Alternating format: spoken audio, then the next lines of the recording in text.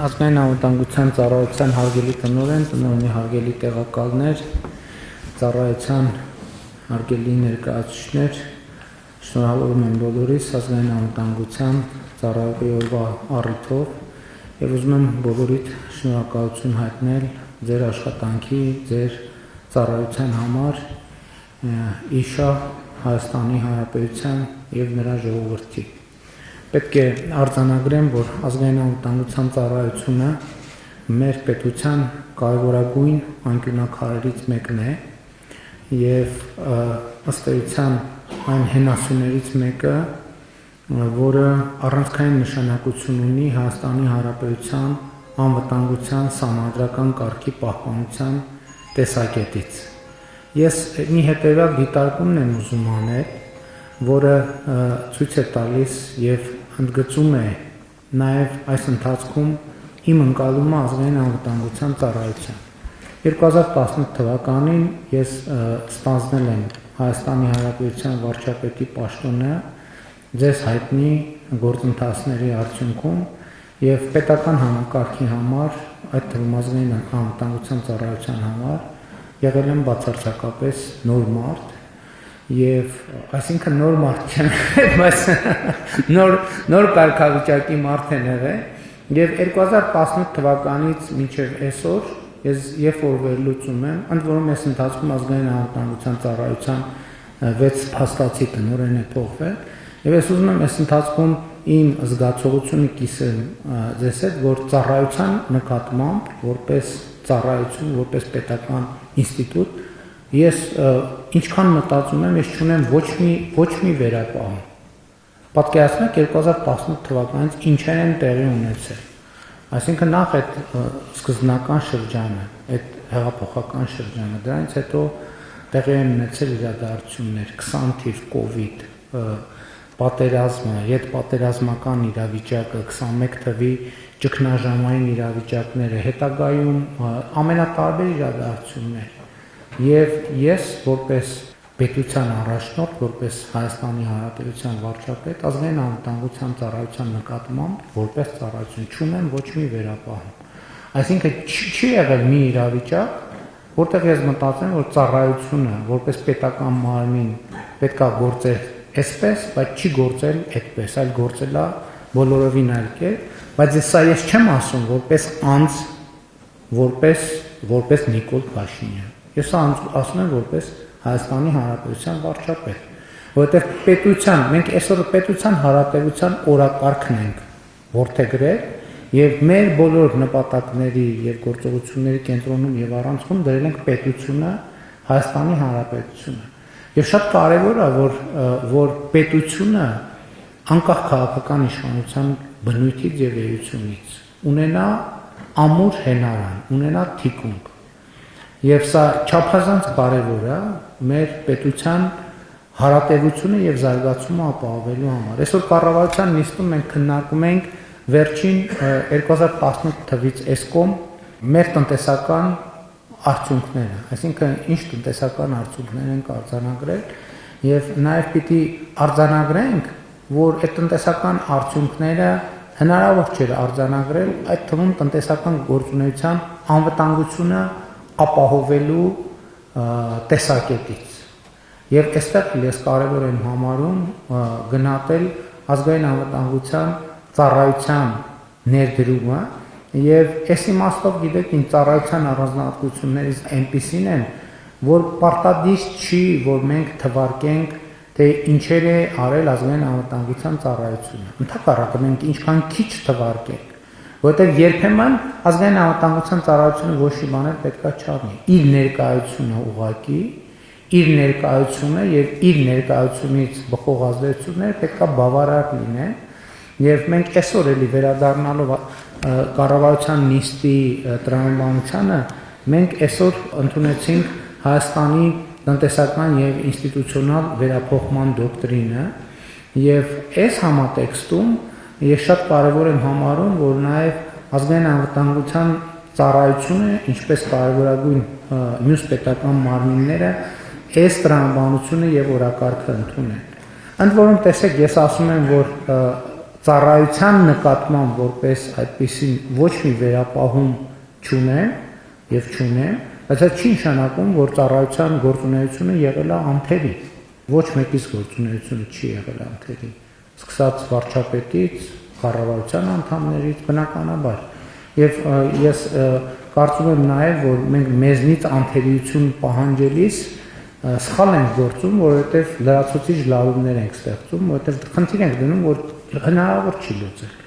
Ընդհակառակը մենք պետք է փոքր տարածքներ ունենանք, որպեսզի ավելի ազատ կարողանան գործել, ստեղծագործաբար կարողանան գործել, բայց մյուս կողմից իհարկե պետք է ամեն փուլում կարողանանք վերլուծել, թե ինչն էր, որ այնուամենայնիվ մենք այլ կերպ պետք է անեինք, ինչն էր, որ ոչ թե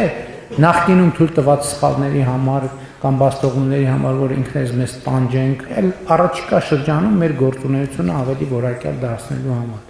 Եվ ես որ մտածում եմ, օրինակ ազգային անվտանգության ծառայությունը ինչպիսի վերափոխումների պետք է ենթարկվի, իմ մտածումների հիմնական ուղղությունը հետևյալն է, որ մենք ավանդաբար ազգային անվտանգության ծառայությունը ընկալում ենք որպես առաջնային ուժային կառույցներից մեկը, եւ դա այդպես է, եւ դա պետք է այդպես լինի, բայց իմ կարծիքով ազգային անվտանգության ծառայությունը գործնականում ուժային կառույց պետք է լինի ամենավերջին հերթին, այսինքն ուժի գործադրման պահը պետք է հասնի այն ժամանակ, երբ որ դրա ծայրահեղ անհրաժեշտությունը կա, եւ ընդհակառակը ծառայության գործունեության ամբողջ իմաստն ու նպատակը պետք է լինի այն, որ այդ ուժը ցույց տալու պահը չհասունանա, եւ հետեւաբար ես կարծում եմ, որ ազգային անվտանգության ծառայությունը պետք է գնալով ավելի ու ավելի շատ լինի, այսօր էլ կա, նախկինում էլ կա, ավելի ու ավելի շատ լինի ինտելեկտուալ վերլուծական մարմին, որ եւ ուժայինը լինի այն չնախատեսված եւ չկանխատեսված դեպքը երաշխավորելու համար, բայց մյուս կողմից ամեն ինչ պետք է արվի, որ այդ չկանխատեսված եւ չնախատեսված դեպքը տեղի չունենա։ Եվ հետեւաբար ես նաեւ տնօրենի առաջ այդ խնդիրը դրել եմ, որ առաջիկա շրջանում մենք պետք է հենց դրա վրա ավելի շատ ուշադրություն դարձնենք, իհարկե ազգային անվտանգության ծառայության ուժային կարողությունները պետք է շատ լրջորեն զարգանան եւ մենք այդ ուղղությամբ գնում ենք եւ մենք պետք է շարունակենք այս ճանապարհը, բայց ելի եմ ասում, ոնց որ այսօր մենք տարբեր խմբերի տեղյակ եք համոզված են, ուղեկցում ենք եւ ցույց ենք տալիս մեր ձեռք բերած սպառազինությունները, ռազմական տեխնիկան եւ այլն, եւ այնտեղ մենք ասում ենք, մենք այս ամբողջ սպառազինություն եւ տեխնիկան ձեռք ենք բերում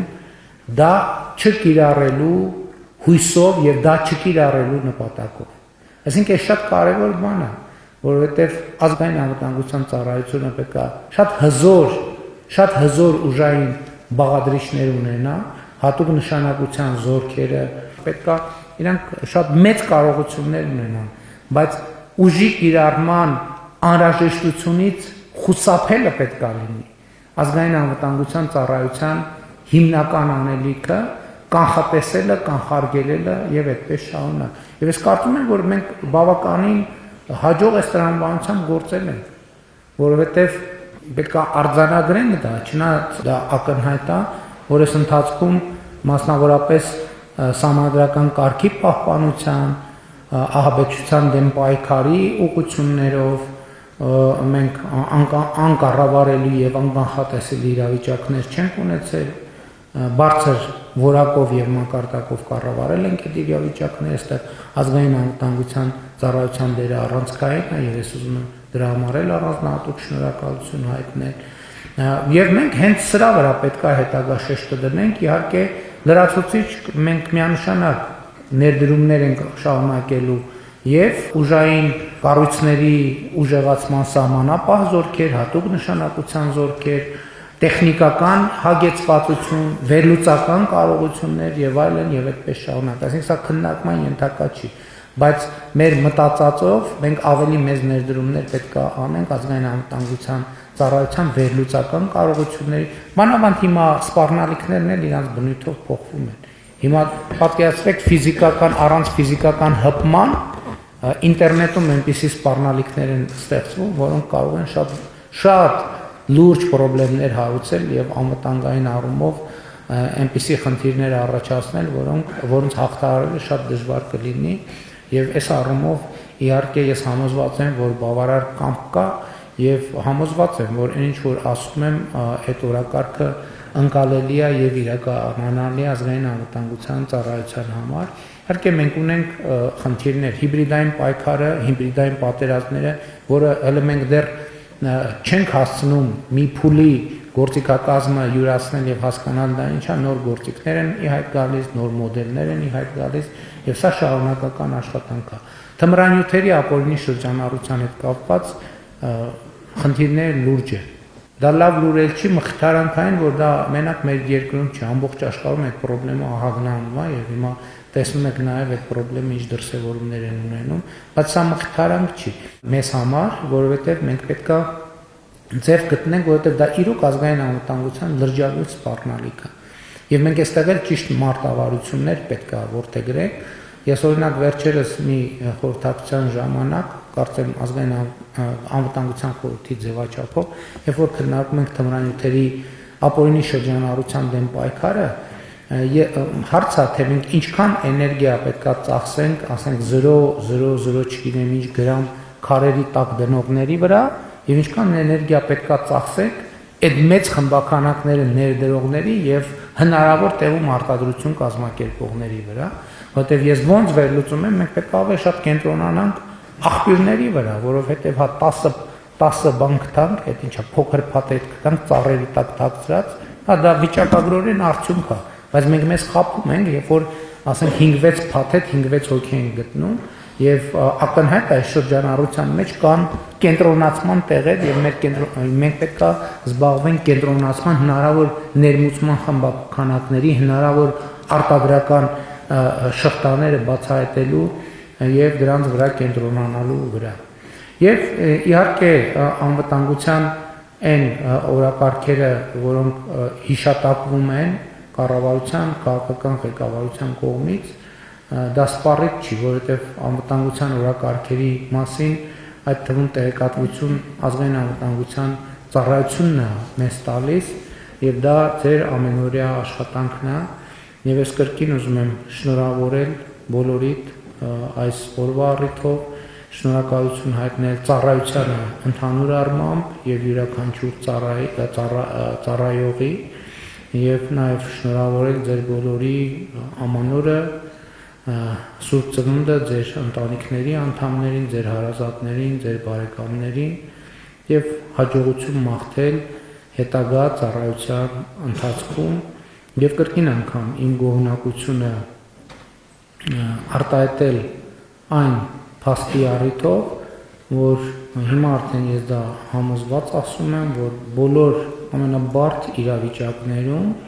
ազգային անվտանգության ծառայությունը միշտ եղել է իր տեղում, միշտ եղել է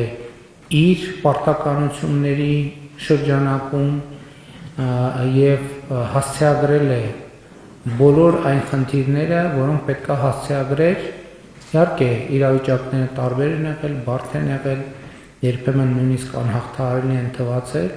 բայց այն, որ մենք բոլոր այդ խնդիրները հաղթահարել ենք, դրանում ամենևին էլ երկրորդական չէ եւ չէր կարող երկրորդական լինել ազգային անվտանգության ծառայության դերը եւ իմ գնահատանքի խոսքը